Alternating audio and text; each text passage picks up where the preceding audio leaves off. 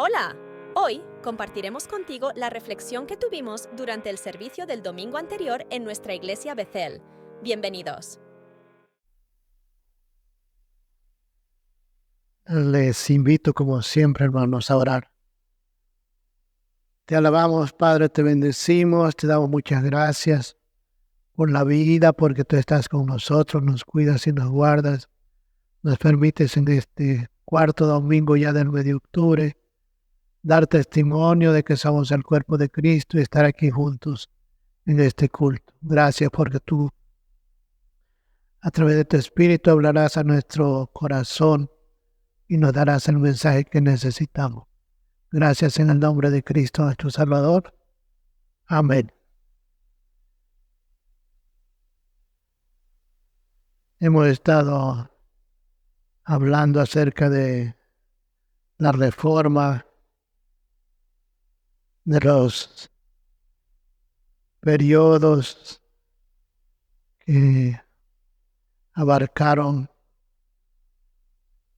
Yo ya no les voy a hacer preguntas sobre cuáles son, ¿verdad? Pero ya estando en la iglesia establecida, se formaron algunos postulados muy interesantes, recordándonos que Dios es el único. Todos los postulados que el hombre forma o dice, si no los pensamos como que Dios está ahí, que es el que está haciendo la obra, pues de nada nos sirve, ¿verdad? Entonces, los postulados no son Dios, ¿verdad? Los postulados son expresiones de los reformadores para decirnos o decirle a la iglesia de aquel tiempo lo que debían creer, lo que debían hacer. Pero sobre todo, saber que Dios es el único. Hay veces que le damos mucha importancia a las cosas como si fueran Dios, ¿verdad? Decimos, la Biblia es muy importante, la Biblia es todo, pensando en que la Biblia es Dios, ¿verdad? Pero la Biblia no es Dios, es palabra de Dios, ¿verdad? La oración es muy poderosa, no es poderosa la oración, sino el Dios a quien oramos, ¿verdad?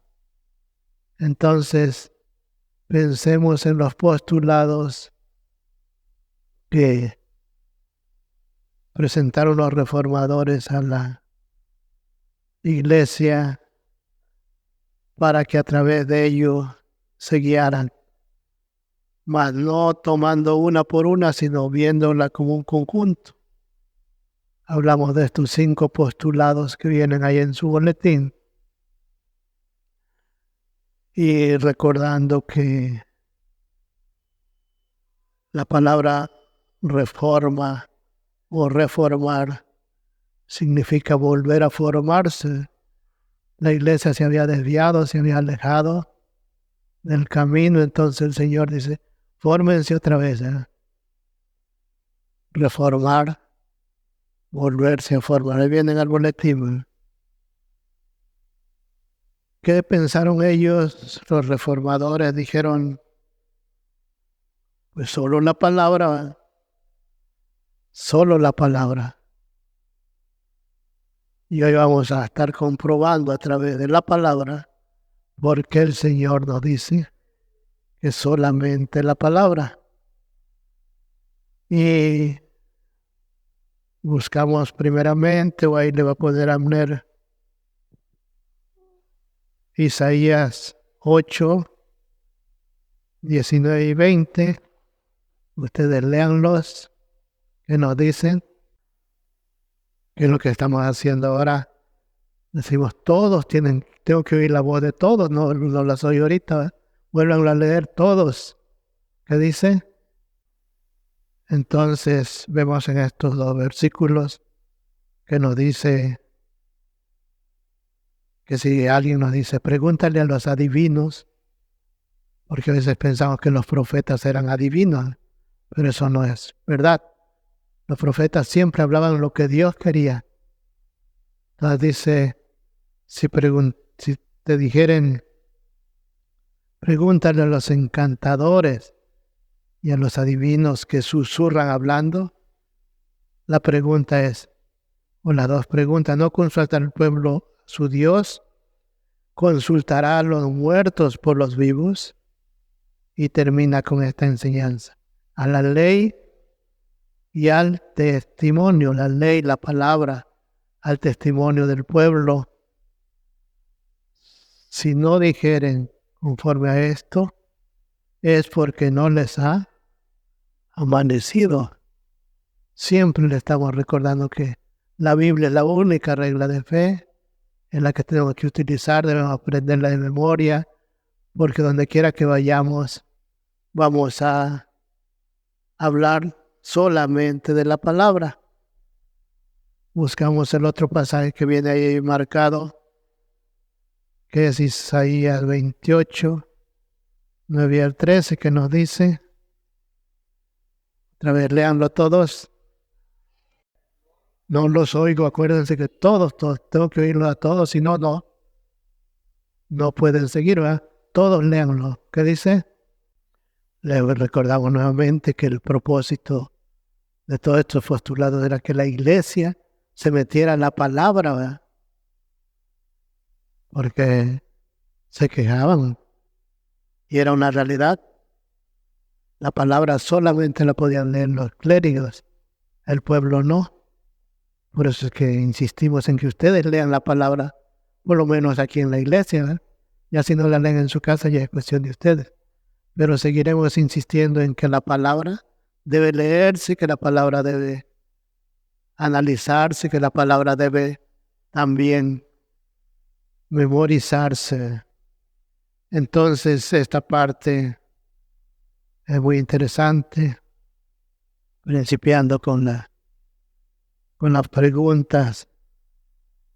¿A quién se enseñará ciencia o a quién se hará entender doctrina? ¿A los destetados? ¿A los arrancados de los pechos? Son las preguntas. Y luego nos habla, porque mandamiento tras mandamiento, mandato sobre mandato, renglón sobre renglón, línea sobre línea, un poquito allí, un poquito allá. Porque en lengua de tartamudos y en extraña lengua hablará a este pueblo, a los cuales él dijo, este es el día del reposo, da reposo al cansado, y este es el refrigerio, mas no quisieron oír. La palabra pues de Jehová será mandamiento tras mandamiento, mandato sobre mandato, renglón tras renglón, línea sobre línea, un poquito allí, otro poquito allá, hasta que vayan y caigan a espaldas y sean quebrantados, enlazados y presos. Esa última parte, la palabra pues le será mandamiento sobre mandamiento,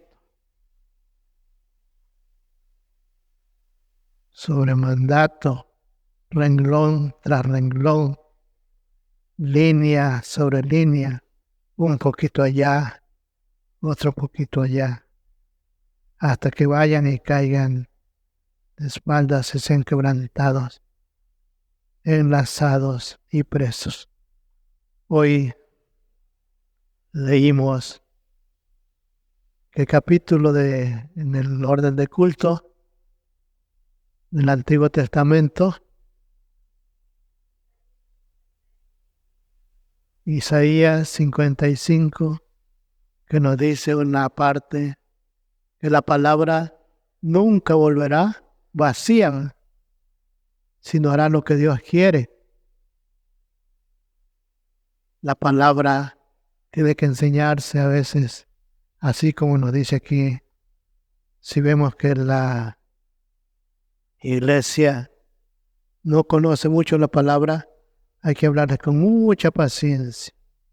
Dice mandamiento tras mandamiento, mandato sobre mandato, renglón tras renglón, línea sobre línea, un poquito allá, un poquito allí, otro poquito allá, hasta que vayan y caigan de espaldas y sean quebrantados, enlazados y presos. La palabra tiene que hacer el efecto que Dios quiere en la vida de todos nosotros. Porque vemos que uno de los postulados fue solo la palabra, solo la Biblia. Tenemos que conocer la Biblia, familiarizarnos tanto con la Biblia, que cuando lleguemos a la iglesia, si no tenemos el pasaje, o al oírlo digamos, este es el pasaje que están leyendo. Ese es el propósito de enseñar la palabra, que todos la conozcamos, estemos tan familiarizados con la Biblia, que se nos menciona un capítulo en el Antiguo y no lo vamos a andar buscando en el Nuevo. Tenemos que encontrarlo rápidamente, bien familiarizados con la palabra. Que la Biblia, pues, tiene muchos nombres. De manera especial en el Salmo 119, viene una serie de nombres que hemos ya hablado de ellos acerca de la palabra. Dice que la lámpara a nuestros pies, que la lumbre a nuestro camino. Se nos va diciendo lo que es la Biblia. Pero lo importante es que vayamos al texto siempre. Y la palabra es la única regla de fe y práctica. No tenemos que ir a otra parte sino a la palabra, porque entonces el pueblo se desviaba y se desvió mucho porque no estaban familiarizados con la palabra. La iglesia Betel, decimos, tiene que ser una iglesia bien instruida en la palabra, y donde quiera que vayamos, llevemos el mensaje de la palabra, estemos seguros que lo que estamos proclamando es la palabra. Luego, solo la palabra, luego viene solo la fe. Solo la fe. Y recordamos ese pasaje que viene ahí, como dice, recuerden el pasaje que hemos visto ya, cuando el Señor le habla a Timoteo y después que le dice que vendrá el Señor a juzgar a vivos y a muertos, dice en su manifestación en su reino, y empieza que predique la palabra. Y está tiempo, fuera de tiempo, porque vendrá tiempo en que no sufrirán la sana doctrina, sino teniendo comezón de oír, se amontonarán maestros conforme a sus propias concupiscencias, y apartarán de la verdad del oído y se volverán a la fábula. Si recuerdan, fue un mensaje que hace poco, como un mes tiene que nos presentamos. Entonces, se volverán a las fábulas. No quieren oír la palabra. Por eso es que los reformadores dijeron, bueno, solo la palabra y ahora solo la fe. Ya leyeron Efesios 2, 8 al 10. Ahora Hebreos 11, 1 al 6, ¿qué dice? Al versículo 6, ¿verdad? ¿Qué dice el 6 de manera especial? A Dios solamente por la fe, ¿verdad? Por esto pusimos todos estos versículos, porque ahí se menciona el versículo 1, que la fe, ¿qué cosa es? Y a quienes menciona que tuvieron fe. Enoc Luego, Noé, y luego ya viene después Abraham, ¿verdad? Pero ya después del versículo 6, sin fe es imposible agradar a Dios. Toda la gente tenía fe. ¿Qué es la fe? Ahí nos dice la certeza de lo que se espera, la convicción de lo que no se ve. Si necesitamos ver, la fe es algo tan especial que no brota de nosotros mismos. ¿Quién es el que nos da la fe? El Señor, ¿verdad? Entonces, qué interesante que los postulados que fueron presentando los reformadores citaron primero la palabra, luego la fe. La tercera, ¿cuál es? Viene ahí en el boletín, ¿verdad? Ténganlo ahí, miren. Ahí viene los postulados. Solo la palabra, solo la fe, solo la gracia, y vienen los versículos que estamos leyendo, ¿eh? Entonces, solo la gracia. Vamos a ver primeramente un versículo muy conocido en Génesis 6, versículo 8, que dice: pero Noé halló gracia ante los ojos de Jehová. Porque el capítulo 6 nos habla de cómo estaba el mundo corrompido en ese tiempo, que no había nada bueno en el hombre. Y Dios dice, bueno, voy a destruir a toda esta gente. Pero Noé halló gracia delante de Dios. Decimos, pero toda la iglesia de Betel halló gracia delante de Dios. Por eso estamos aquí, ¿verdad? Por la gracia de nuestro Dios. Más ponemos ahí unos versículos muy interesantes donde se encuentran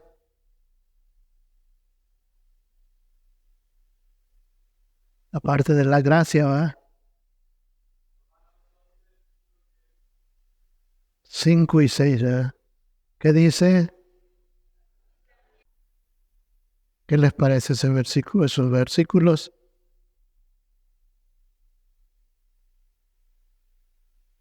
¿Qué le dicen acerca de la gracia?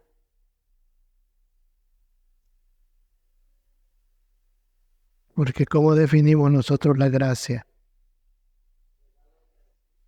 Un regalo inmerecido, ¿verdad?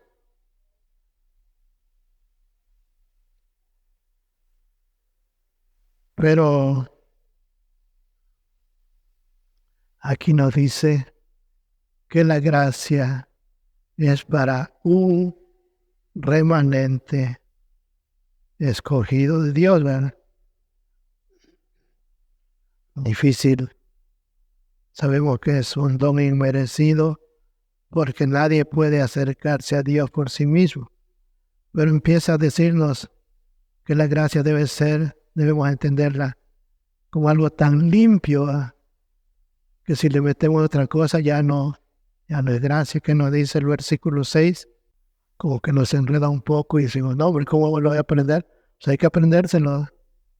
Digo, cuando podamos aprender un versículo, repitámoslo 1000 veces, le digo, y lo vamos a aprender.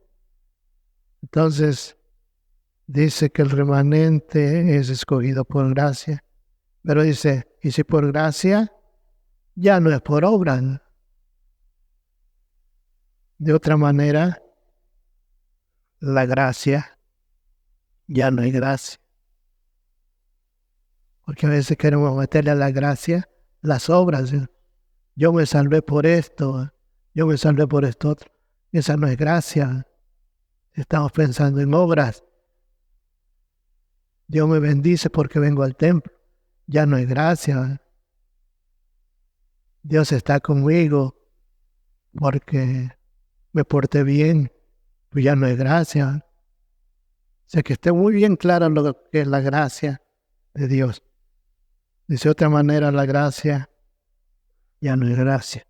Dice por obras, vuelve a repetir, ya no es gracia. De otra manera, la obra ya no es obra. Entonces tengamos muy presente esto, que la gracia debe ser así, ¿verdad? Muy limpia. La gracia de Dios es el don inmerecido que nos da el Señor y que estamos aquí por la gracia de Dios. Por eso debemos darle gracias a Dios por su gracia. Yo siempre digo, Señor, gracias por tu gracia. Recordamos el 2 Corintios, donde Pablo expresa que él fue al tercer cielo, pero dice que le habló el Señor y él le pedía, como nosotros muchas veces, quítame esto. Pero el Señor le dice, no, hombre, no te preocupes, no te voy a quitar nada.